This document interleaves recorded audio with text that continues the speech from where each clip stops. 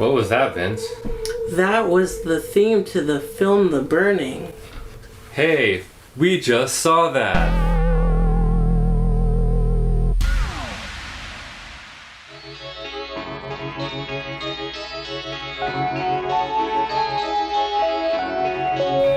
Hi, I'm Devin Morse, and I look like this because we're just filming some of our feature film Boo Men. No, but really. Vince Lopez. So I really like the movie, yeah. I like the soundtrack. It's from, I want to say, 1981. It is 1981. It was directed by Tony Maylam, I believe. It's an early production by Harvey Weinstein as well. It's just a basic slasher. The story follows, it's like a caretaker at this local camp, which is called Camp Blackfoot. And his name is Cropsey, which is, if I'm not mistaken, is an actual urban legend, right? That's very true. His name is Cropsey. And the kids decided to play a prank on Cropsey by, God knows how they got it, but this skull with candle eyes, something, and then they light it, and like... Put it next to his bed like a jack-o'-lantern. While he's sleeping. Mm-hmm. And they knock on the window to wake him up, and then when he wakes up, he gets scared by it, and then he accidentally knocks it over and burns himself alive. Sets himself ablaze. Yep. And then he comes back for revenge, and it's your typical kind of Friday the 13th kind of camp slasher movie. Well, no, you said you like it better than Friday the 13th, right? I do, yeah. Well, I think it should be recognized a little bit more. Yeah, I mean, I only saw it for the first time tonight, and I have to say that without ever having seen it, I knew there were certain things from it that were just iconic. Yeah. Anyone who's a horror fan probably knows the garden shears. The raft scene. Yeah, which if you've seen my movie Do Unto Others, there's the gorilla with the garden shears. That was taken from The Burning, and I'd never even seen it. Oh, yeah, well, and it has a lot of... The poster is really kind of iconic. Yeah, it has a lot of, like, this is like Tom Savini's early work, so it doesn't have Tom gore. Savini. So speaking of Tom Savini, I think not only was he the one who also did the effects for Friday the 13th, I think this is during his heyday when he was starting to get work everywhere. But he was also kind of, like, you're probably looking at this saying, oh, the special effects, who cares about that? You know, it's about story and character and all this shit you don't really believe. Well, let me tell you, Tom Savini was my hero back in the day. I used to do special makeup effects. I used to do, like, sort of burn effects on my own face. And my folks would yell at me for making a mess. So I watch stuff like this, and I think, man, this guy was my hero once, and he still is, and is kind of like porn. Yeah, the gore and makeup effects are top notch, I gotta say. It's just, it could have been done a little better. It seems like they ran out of production time. Mm-hmm. So it seemed like they had to drag things along. Yeah, much like any of those slasher films, the attempts at character development are simply cringeworthy. Yeah, there was not a lot of characters. There was a lot of characters with weird names. There's, for one, Cropsey. Mm-hmm. The Glazer. So I saw the movie, but only half of it, only the first half. And, okay, in this movie, it is a Weinstein movie, so it was one of the first times they made a movie. But, you know, the actors actually had to use their own clothing for this movie, which is a weird bit of information.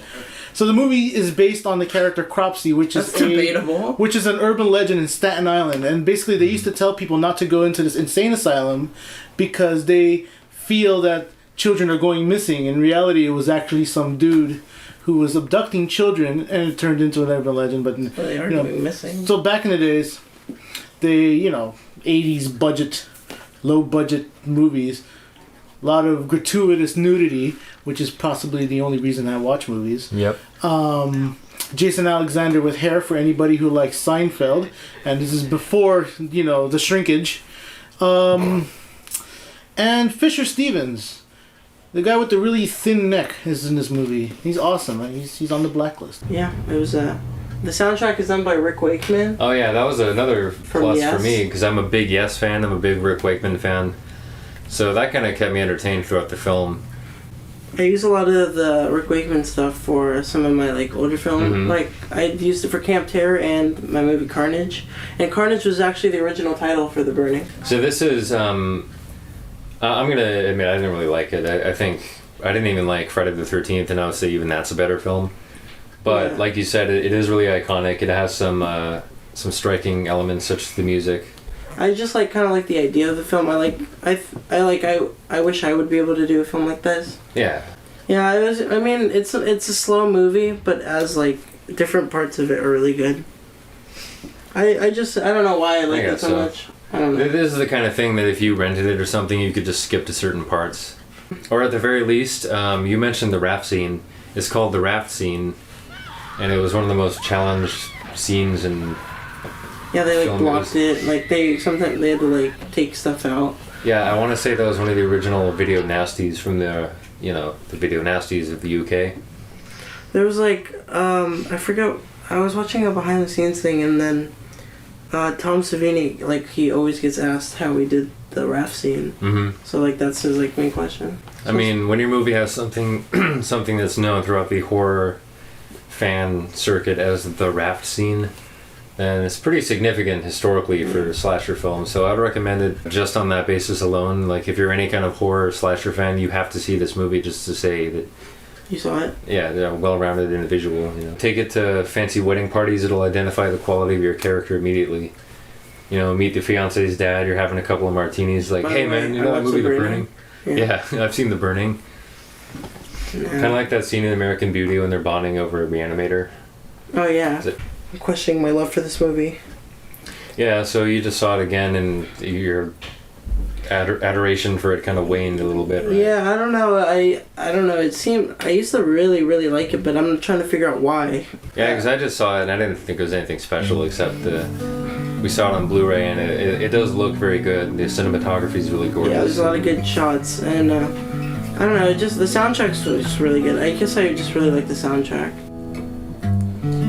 I was just thinking the other day, after I watched this film, I used to love this film with a passion, and now I'm questioning my love for it, because I realized that when I watched it this time, it was immensely and incredibly boring, and I just wish it was much more. And the only thing I can talk about is the soundtrack, and that's the only thing good about this film, other than the effects. And I'm trying to think, Vincent, why do you love this film so dearly? And I remembered, because it's pimp as fuck. And